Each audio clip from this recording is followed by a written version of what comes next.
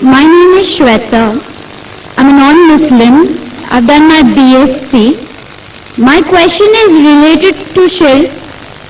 If a revered sister is pressurized by a non-Muslim family to first have a Hindu ritual ceremony for her marriage and then the nikah, is it permissible or will it be considered as a shirk? بہن نے سوال کیا ہے کہ اگر ایک نو مسلم اگر اس کی فیملی پریشر کرتی ہے کہ شادی کے وقت پہلے ہندو ریچوئلس کے حساب سے شادی ہو اور پھر نکاح ہو تو کیا یہ اجازت ہے؟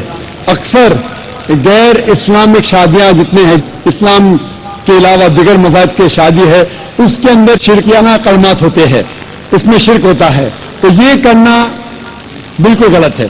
اور ایون اس کے علاوہ آپ اگر کورٹ میرج کرتی ہے، جسے کہتے ہیں کورٹ میرج، جب آپ کورٹ میرج کرتی ہے تو اب یہ قبول کرتی ہے کہ ہم میں اگر اختلاف ہوگا تو یہ کورٹ کا قانون مجھ پہ لاگو ہوگا، وہ بھی شرک ہے، کیونکہ ہمارا مسلمان کا قانون ہے قرآن۔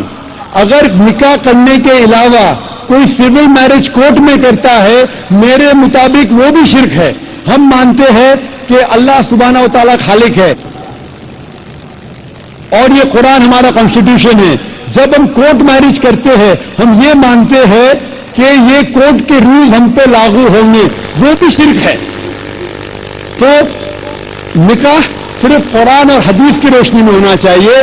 اگر کوئی دیگر مذاہب کوئی جو ریچوئلز ہے جس میں شرکیانہ کلمات ہے یا کوئی ڈفرینٹ کنٹری ہے تو کہتی ہے کہ یہ قانون سب سے آخر ہے، اس کا مطلب قرآن کے اوپر ہے، تو یہ بھی شرک ہے، یہ کرنا غلط ہے۔